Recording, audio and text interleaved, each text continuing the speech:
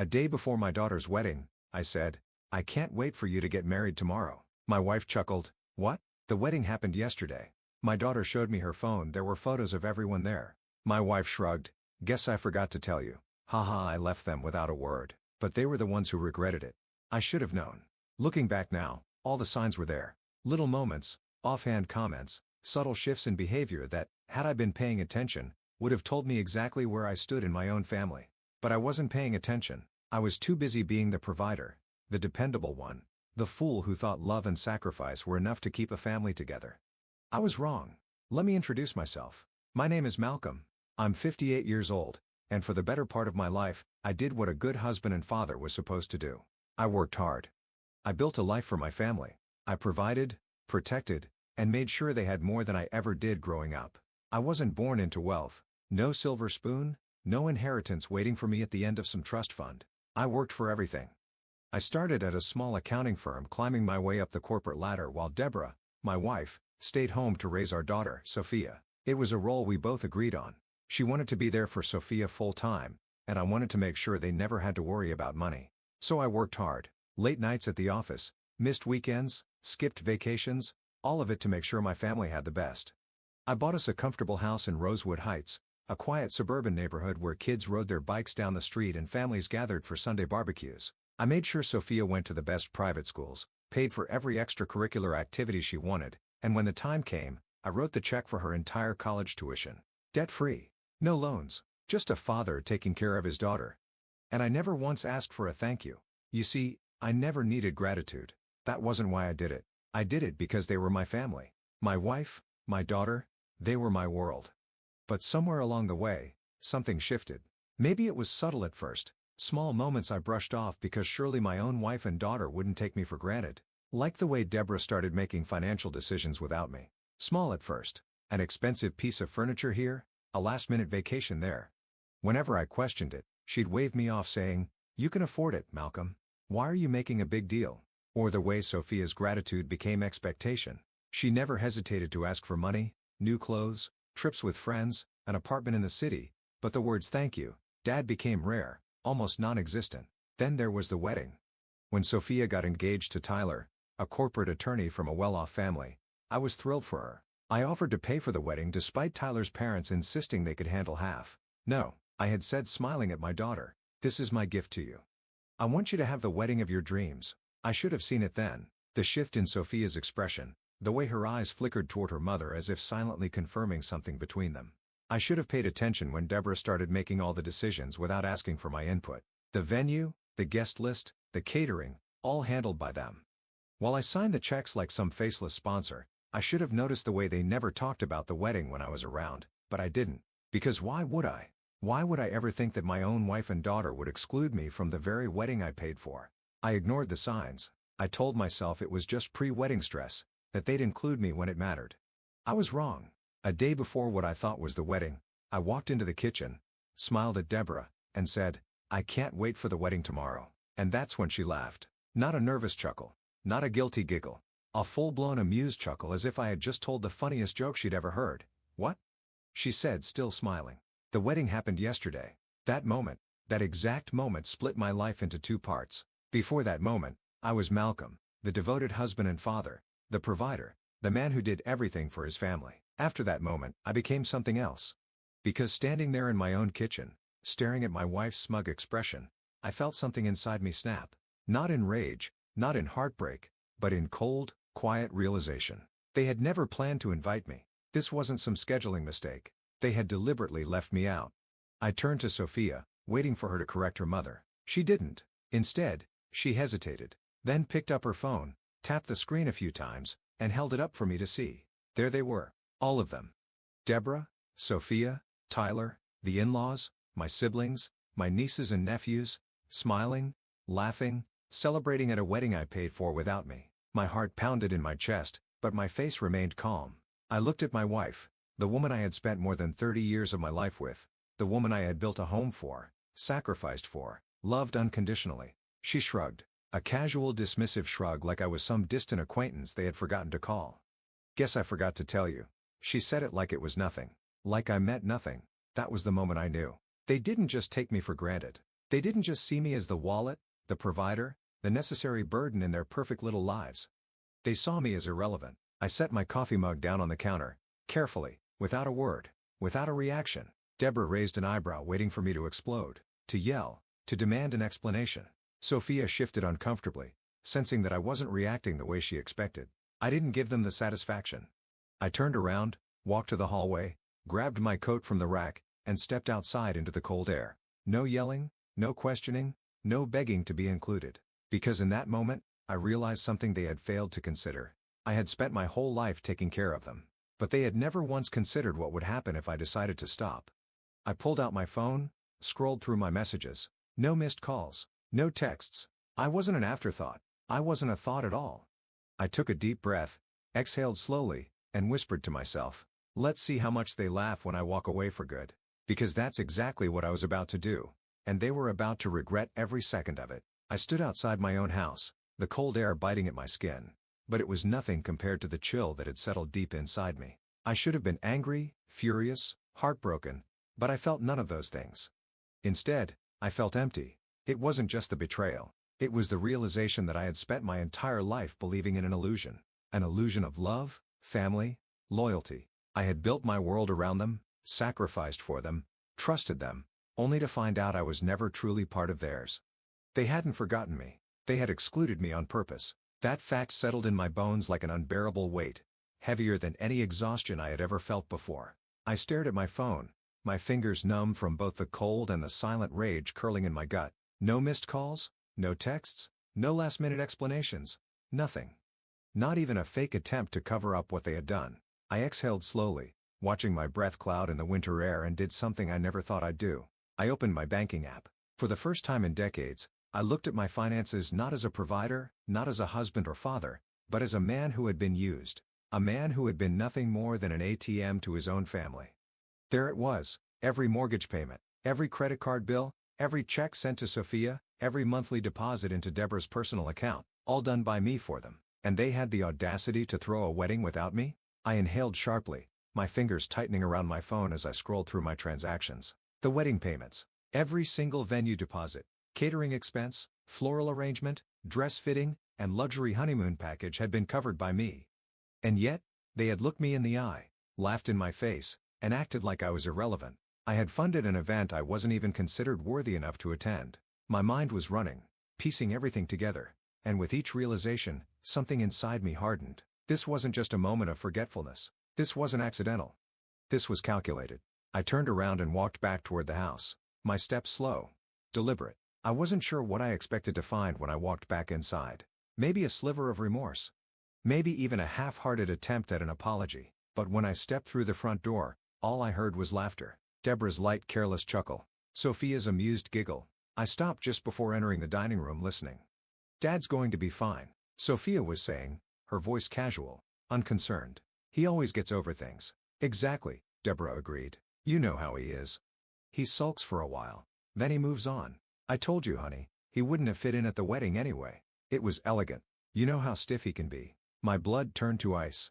Elegant, stiff. I took a slow, measured breath and stepped into the room. The second they saw me, the conversation stopped. Sophia stiffened, her lips pressing together. Deborah looked up at me, her face smooth, unreadable. They weren't guilty. They were waiting for me to act the way they expected, angry at first, but eventually forgiving. Because that's what I had always done. I let things go. I kept the peace. I swallowed my hurt because I thought that's what family was supposed to do. Not this time. "So," I said, keeping my voice steady, "you threw a wedding without me." Sophia sighed, already tired of the conversation she had barely participated in. "Dad, please don't make this dramatic." I arched an eyebrow. Dramatic? I wasn't even invited to my own daughter's wedding. "It wasn't like that," Deborah cut in smoothly. "We just figured." "No," I interrupted, my voice dangerously calm. "You didn't forget. You decided I didn't belong." No one spoke. I looked at Sophia. "Do you have any idea what you've done?" I asked. She shrugged. "Dad, you're acting like we abandoned you. It was just a wedding. I'm still your daughter. You're still my father. Nothing changes. Nothing changes." I let those words sink in. The sheer audacity of them. They had excluded me, mocked me behind my back, used me, and still expected me to continue providing for them as if nothing had happened. I was done. Completely, entirely done, right? I said softly, stepping back from the table. Nothing changes. They didn't notice the shift in my tone. They didn't realize I had just made the biggest decision of my life. Deborah took a sip of her wine. Malcolm, don't be childish. You're making a big deal out of nothing. A big deal out of nothing, I repeated. Sophia rolled her eyes. Dad, come on. We had limited seats, and Mom thought. Mom thought, I repeated, so you had no say in your own wedding guest list. Sophia hesitated, and that's when I saw it. She hadn't cared enough to argue. She hadn't cared enough to fight for me. I nodded slowly, stepping back toward the hallway.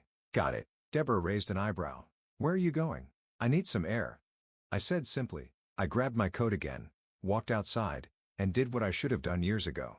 I opened my banking app again, and one by one, I started shutting it all down. The mortgage payments stopped. The credit cards in Deborah's name canceled. The monthly deposits into Sophia's account gone. The inheritance fund I had set up for her, revoked.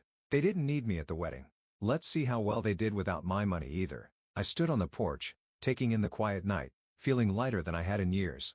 They thought I was predictable. They thought I would always bend, always forgive, always stay. But they had made one critical mistake. They had underestimated just how much I could take. And they were about to find out what it felt like when the man they used stopped playing the fool. Because as far as I was concerned, I was done being their ATM, and I had no plans of looking back. I sat in my car, gripping the steering wheel, staring at the house I had spent the last 30 years building. The house that had seen birthdays, anniversaries, first steps, and late-night family dinners. A home. Or at least, that's what I had thought it was. But homes are built on love, on mutual respect, on the belief that you belong. And I didn't belong here anymore. Not to them. To them, I was a bank account with legs, a walking convenience. The one they turned to when bills needed paying, when debts needed clearing, when dreams needed funding. But when it came to including me in their lives, I was disposable. And the worst part, I had let it happen. For years, I had excused it, ignored it, rationalized it. I had told myself, that's just how families are. I had let myself believe that as long as I kept giving, kept sacrificing, they would see my worth. But they had seen my worth. They just never valued it. A cold, sharp realization settled in my chest as I sat in the driveway, the glow of the house's windows illuminating the stark truth. This wasn't a mistake. They weren't sorry, and they weren't going to change. So why the hell should I stay? I reached for my phone, opening the contact list. My lawyer's number was near the top. I stared at it. I could start right now. Call him. Tell him to start the paperwork. Divorce. Financial restructuring. Asset liquidation. Everything I had built for them. The house, the credit cards, the safety net. It all existed because of me. And if I walked away? If I truly, completely walked away? They had nothing. I let out a slow breath, pressing my thumb against my phone screen. But I didn't call. Not yet. Because I wasn't done. Not yet. I pushed the door open, stepping back into the freezing night air. My breath fogged in front of me as I walked back to the house. My footsteps deliberate, my heartbeat steady. I wasn't going to scream. I wasn't going to argue. I wasn't going to give them the satisfaction of seeing me break. When I walked inside, Deborah was still at the dining table, sipping her wine like nothing had happened. Sophia had moved to the couch, scrolling through her phone, her face as blank as ever. I stood in the entryway watching them. They didn't even flinch, didn't look guilty, didn't even try to explain themselves. Because why would they? They thought they had already won. That I would get over it like I always did. That I would sulk for a few days, then go back to paying for their lives like nothing had happened. I let the silence stretch. Then, finally, Deborah sighed, setting her glass down with a soft clink. Are you done being dramatic? I smiled. Not because I was amused. Not because I found any of this remotely funny. But because I knew something she didn't. I wasn't being dramatic. I was being done. Oh, I'm done all right. Her eyebrows knitted together, the first flicker of something that almost looked like unease crossing her face. Look, Malcolm, she said, exasperation in her voice. I know you're upset, but it was just a wedding. You're acting like we burned the house down. I tilted my head slightly. That's an interesting way to put it, Deborah. Because in a way you did, she scoffed. Oh, come on. I turned my gaze to Sophia. And you? I asked. Nothing to say? Sophia barely looked up from her phone. Dad, you're taking this way too seriously. We didn't mean to hurt you. Mom thought. Mom thought, I repeated. Sophia hesitated, then shrugged. Look, I just went along with it. It wasn't personal. Not personal. My own daughter had chosen to go along with excluding me from her wedding, had smiled for the cameras, danced under the lights, toasted to her new life, all while knowing I was sitting at home, thinking I still had a place in her world. And it wasn't personal? I felt something deep inside me go quiet. Numb. "All right," I said simply. Deborah frowned. "All right. That's it. That's it." I turned, walked down the hall and into our bedroom. I didn't slam the door, didn't rip things off the walls, didn't throw things into a suitcase, because this wasn't some spur-of-the-moment reaction. This was deliberate, planned, final. I pulled open the closet, grabbed a duffel bag, and started packing. Shirts, pants, the essentials. I didn't need much because I wasn't planning on coming back. Behind me, I heard Deborah's voice float in from the hallway. "Oh, stop it, Malcolm. You're not leaving. Where would you even go?" I zipped up the bag, swung it over my shoulder, and stepped into the doorway. "I don't know," I said honestly, "but wherever it is, it'll be better than here." For the first time that night, I saw it. The first real flicker of fear in her eyes because she hadn't expected this. She had expected resistance, expected anger, expected me to throw a fit but eventually stay. She hadn't expected me to walk away. I brushed past her, feeling the weight lift off my chest with every step I took toward the front door. "Malcolm," she called sharper now. "You're being ridiculous." I didn't respond. I didn't even look back. I just walked one step after another. And then I reached the front door, wrapped my fingers around the handle, and opened it. The cold air rushed in, cutting through the warmth of the house, our house. No, not anymore. Not ours. Not mine. Just theirs. And they could keep it because I was done. Completely, entirely done. I stepped out, letting the door shut behind me with a soft click. And I didn't look back. Not once. Not when my phone started buzzing in my pocket. Not when Deborah called my name again, her voice edging towards something almost panicked. Not when I got into my car, started the engine, and pulled away from the house I had built with my own hands. I had walked away from a lifetime of sacrifice. And for the first time in 30 years, I felt free. They thought they had won. They thought they could laugh it off, brush it aside, let time smooth over the wounds they inflicted. But they had no idea what was coming next. Because the thing about taking someone for granted, you never realize what they truly gave you until they take it all back. I drove through the quiet streets of Rosewood Heights, my fingers gripping the steering wheel tighter than necessary. The streetlights cast long shadows across the road, their glow blurring slightly as my vision swam with the weight of the evening. I wasn't angry. I wasn't sad. I wasn't even shocked anymore. I was just done. Done pretending. Done excusing. Done sacrificing for people who had made it abundantly clear that my worth to them began and ended with how much money I could hand over. It was a strange thing to realize that the family you had built your entire world around had never truly considered you a part of theirs. And now, they were about to feel what that meant. As I pulled into the parking lot of a small motel on the outskirts of town, I reached for my phone. Not to call Deborah. Not to respond to the barrage of messages and missed calls that had started the moment I walked out the door. I had no interest in what they had to say. Instead, I opened my banking app. For years, I had handled our finances alone. It had been a necessity, really. Deborah had never cared about managing money, and Sophia had never been interested in understanding where all the luxuries she enjoyed came from. So I had managed it all. The mortgage, the credit cards, the savings accounts, the monthly deposits into Sophia's checking account, the household expenses Deborah never even glanced at, the medical insurance that covered not just my family, but her mother as well. I had funded their entire world, and they had laughed in my face. That ends tonight. With a few taps, I froze the joint account Deborah had access to.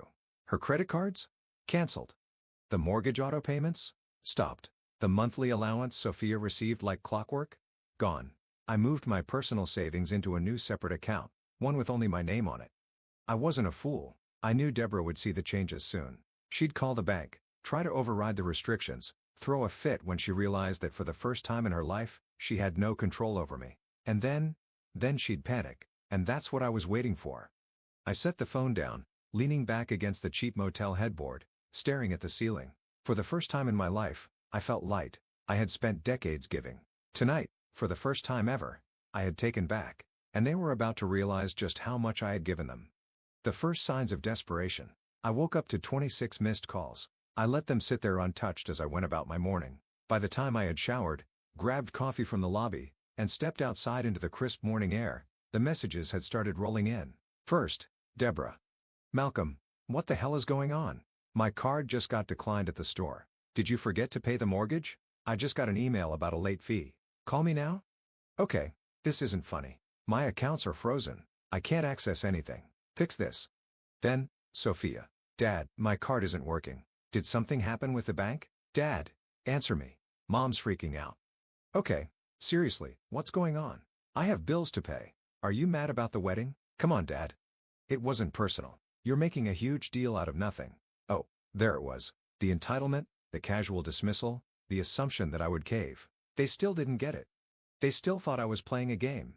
I smirked, sipping my coffee as I scrolled to the next message. Deborah again. Malcolm, you are acting childish. You can't just cut us off like this. We are your family. There it was. The family card.